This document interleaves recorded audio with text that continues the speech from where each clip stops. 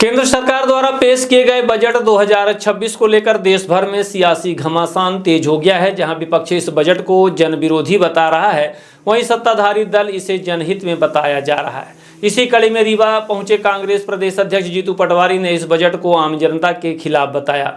वहीं पूर्व महापौर ममता गुप्ता ने बजट को जनता के हित में बताया है। इस मुद्दे पर कांग्रेस प्रवक्ताओं ने भी सरकार पर निशाना साधा। साथ ही आम आदमी पार्टी के नेता प्रमोद शर्मा ने भी बजट को जनता के साथ धोखा करार दिया है।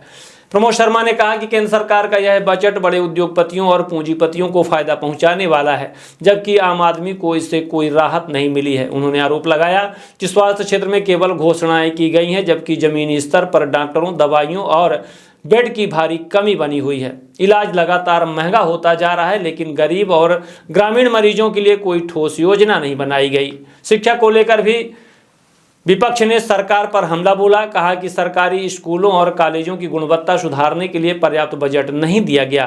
फीस बढ़ रही है, लेकिन छात्रवृत्ति और रोजगार की कोई गारंटी नहीं है। महंगाई को लेकर भी नेताओं ने सरकार को घेरा है। उन्होंने कहा कि गैस सिलेंडर, पेट्रोल, डीजल और खाद्य पदार्थों की कीमतें लगातार बढ़ रही हैं, जिससे आम आदमी की कमर टूट रही है। टैक्स में भी कोई बड़ी राहत नहीं दी गई है, जिससे मध्यम वर्ग को फायदा मिल सके।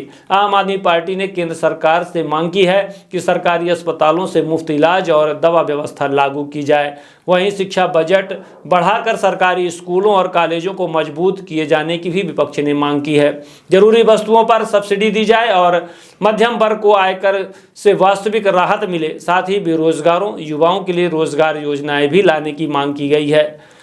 बजट की स्थिति न एग्रीकल्चर को लेके कुछ है, न शिक्षा को लेके कुछ है, न इकोनॉमी में फिर से तेजी आए, लोगों के हाथ में पैसा आए, लोगों को रोजगार मिले, फैक्ट्रियां चले, एसएमएसएमई छोटे उद्योग जो है उनको एक तरह से दरकिनार कर दिया गया। इस बजट में इतना कम बजट उनका होना, ये मैसेज आम जनता के लिए रोजगार मिल सके, इसके लिए निवेश और उद्योगों को बढ़ाने वाला ये बजट है।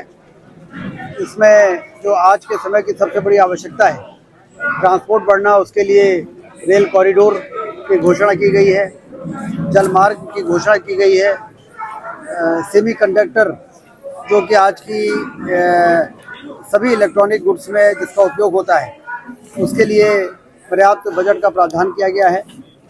और कुल मिला के देश की जिस प्रकार से अर्थव्यवस्था मजबूत हुई है, पूंजीगत व्यय को बढ़ाते हुए उद्योग बढ़े और उससे रोजगार के अवसर पैदा हो। कुल मिला के देश का जो बजट है, जो हमारे देश का बजट है, उसमें मध्य प्रदेश के साथ अन्याय हुआ है।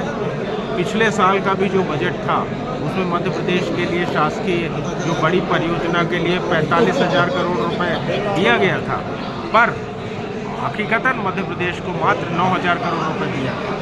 इसी तरीके से भारतीय जनता पार्टी का ये जो बजट होता है, ये दिखावे का बजट होता है और ये इनकी मंशा कभी नहीं रहती कि देश के गरीब, किसान और देश के बेरोजगारों का। देखिए, शिक्षा तो भारतीय जनता पार्टी के एजेंडे में नहीं है। आप ये देखिए किस तरीके से इन्होंने अभी यूजीसी बिल लाकर बेरोजगार छात्रों को आपस में जाति के आधार पर बांटने की कोशिश की। उनकी समस्या है रोजगार, तो रोजगार की बात नहीं करते, बल्कि उनको बांटने की बात करते हैं। ये सरकार युवा के विरोध में है। स्वास्थ्य के लिए जहां तक आप कह रहे हैं, आप देखिए कि किस तरीके से भारतीय जनता पार्टी के शासन में हमारे जो निचले स्तर का स्वास्थ्य था, ब्लॉक स्तर पे जो हमारे अस्पताल थे, जो हमारे ग्रामीण स्तर के अस्पताल थे, उनकी हालत की दुर्दशा हो। ये केवल जिले स्तर पे कुछ हॉस्पिटल्स की बात करते हैं। हमारे यहाँ तो स्वास्थ्य मंत्री हैं राजेंद्र शुक्ला जी, वो तो कभी भी मैंने नहीं देखा कि किसी प्राइमरी हेल्थ सेंटर में गए हों, वो तो जाते ही नहीं। ये का जो बजट पेश किया गया है, वो बजट शिक्षा के क्षेत्र में, स्वास्थ्य के क्षेत्र में, औद्योगिक क्षेत्र में, व्यापार के क्षेत्र में, हर क्षेत्र में देखा जाए, ये बजट सब कुछ लेकर के आया है। इस बजट को लेकर के भारत जिस तरह से उन्नति अभी तक किया है, आगे भी उसी तरह से उन्नति करता रहेगा। सबका साथ, सबका विकास प्रधानमंत्री श्री नरेंद्र मोदी जी की जय, विंध्य विकास पुरुष श्री राजन शुक्ला जी की जय। स्वास्थ्य को लेकर किस तरह का बजट है ये? स्वास्थ्य क्षेत्र को लेकर के भी जिस तरह से ये बजट प्रस्तुत किया गया है, बहुत सारी चीज़ें को इसमें समावेश किया गया है। आज के बजट को लेकर के मैं केवल यही कहना चाहूँगा कि चारों तरफ खुशहाली होगी, मुस्कानों से भरा पल होगा। चारों तरफ खुशहाली होगी, मुस्कानों से भरा पल होगा। दीप जलेंगे आशाओं के, इस बजट से आज से सुंदर कल होगा। जय हिंद, जय भारत। भारतीय जनता पार्टी की केंद्र सरकार से हमारा 2026-27 का बजट सर्वस्पर्शी बजट है। निस्संदेह यह महिला बहनों एवं बेटियों के लिए उनके सशक्तिकरण, उनकी शिक्षा, स्वास्थ्य, रोजगार और सुरक्षा पर बहुत महत्वपूर्ण बजट के साथ यह बजट प्रस्तुत हुआ है। इस देश की आधी आबादी इस बजट से बहुत खुश है।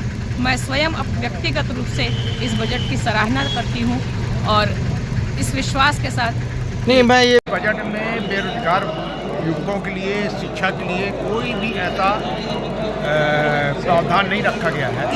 जो बेरोजगारी लगातार बढ़ रही है, इनको ये चाहिए कि जो बेरोजगार युवा हैं उनको प्रोत्साहित करें, शिक्षा को बढ़ाने के लिए पैसा दें, अच्छे कॉलेजेस और स्कूल खोलने के लिए अच्छे मापदंड पे पैसा दें। इनके पास कुछ भी नहीं है। ये सिर्फ एक घोषणा टाइप का बजट प्रस्तुत किए। इन्होंने महिमा मंडित करने के लिए व्यापारियों से चर्चा कराई, सब कुछ कराया। इन्होंने ना व्यापारियों को के लिए कुछ किया बजट में, और ना इन्होंने युवाओं के लिए कुछ किया, और ना आम जनता को राहत दिया। मध्यम वर्गीय के लिए बजट में कोई भी ऐसा प्रावधान नहीं है। इन्होंने गैस सिलेंडर सस्ता किया हो, किराना सस्ता किया हो, इन्होंने पेट्रोल सस्ता नहीं किया, इन्होंने डीजल सस्ता नहीं किया, इन्होंने रेल के किराए सस्ते नहीं। देश के यशस्वी प्रधानमंत्री माननीय नरेंद्र मोदी जी का विजन है कि 2047 तक भारत दुनिया के नंबर 1 की वित्तीय अर्थव्यवस्था वाला देश बने और भारत विकसित भारत बने। उसी को समावेश करते हुए आज ये हिंदुस्तान का सौभाग्य है कि हमारी वित्त मंत्री निर्मला सीतारमण ने लगातार 9वीं बार भारत के उच्च सदन लोकसभा में बजट का प्रस्ताव रखा। आज के बजट में हम जहां तक कह सकते हैं किसान, मजदूर, महिलाओं, गरीबों और छात्रों के उत्थान का बजट रहा है। किसानी के क्षेत्र में लोगों को राहत देने का आज के बजट में फैसला किया गया है। जहां तक हम देख रहे हैं कि जो कैंसर जैसी 7 गंभीर बीमारियां हैं उसके दवाओं को सस्ता करने के उद्देश्य से उनमें आयात और निर्यात शुल्क में छूट दी गई है। शहरों के आधुनिकीकरण की बात में हम देखें तो निर्मला सीतारमण जी ने आज के बजट प्रस्ताव में रखा है कि जो 3 लाख 5 लाख की आबादी वाले शहरी क्षेत्र हैं उनके विकास को अनवरत जारी रखा जाएगा। मछुआरों की दृष्टि से देखते हैं तो समुद्री जो मछुआरे थे उनके पकड़ने में उनको टैक्स लगता था, उसके में भी यहाँ छूट देने का प्रावधान किया गया है। तो आज का बजट हिंदुस्तान को, जैसा कि हमारे पंडित अटल बिहारी वाजपेयी जी कहा करते थे, अगर किसी के राष्ट्र का उत्थान करना है, उसको आर्थिक गति देनी है तो हमारी यातायात व्यवस्था सुगम होनी चाहिए। तो आज पूरे देश में चारों तरफ 4 लेन, 6 लेन, 8 लेन की सड़कें बन रही हैं। साथ ही साथ रेलवे विस्तारीकरण का भी काम किया गया है। आज उच्च गति वाले रेलवों के लिए उसमें हमारे पास में अभी बनारस भी को जोड़ा है उन्होंने। ऐसे कई 6-7 मार्गों को उन्होंने चयन किया है। इसका भी आगे विकास करेंगे। तो ये हम कह सकते हैं कि आज का बजट हमारे सर्वांगीण विकास के लिए है, सर्वव्यापी है, सर्वस्पर्शी है और हर क्षेत्र में ये काम करेगा। बेरोजगारी और महंगाई बढ़ती जा रही है और बजट पेश हुआ है तो इस पर बेरोजगारी दूर करने के लिए हमारी सरकार लगातार प्रयास कर रही है।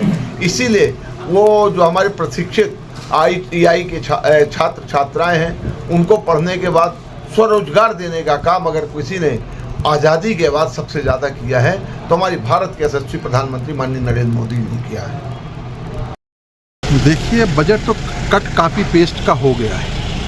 कंप्यूटर में कोई बनाता है, उसको कट कॉपी पेस्ट करके हमारी जो वित्त मंत्री हैं निर्मला सीतारमण जी, आज के दिन उनको देश को पता चलता है कि वित्त मंत्री कोई और है। नहीं तो आपको भी पता है कि इस देश में सिर्फ 2 लोगों की सरकार है, नरेंद्र मोदी और अमित शाह। वही सब बोलते, वही सब करते हैं। बजट में किसानों के लिए क्या है, युवाओं के लिए क्या है, बेरोजगारों के लिए क्या है और बढ़ती हुई महंगाई में एक शब्द कभी नरेंद्र मोदी कहा करते थे कि डॉक्टर मनमोहन सिंह महंगाई का मन ही बोलते, तो नरेंद्र मोदी जी से दोबारा वही कहना है कि डॉलर का रेट कहाँ पहुँच गया, कहाँ पहुँच गया डॉलर का रेट, महंगाई का एक बार माँ बोलो मोदी जी। और मैं इतना एक बार और बोलूँगा कि 2014 के पहले के मोदी जी एक बार भाषण सुन लो, थोड़ी भी हया होगी, थोड़ी भी शर्म होगी, चुल्लू भर पानी में डूब के मर जाओगे। अपने ही भाषण सुन लो, तुम्हें खुद शर्म आएगी। बजट तो यही कहानी है।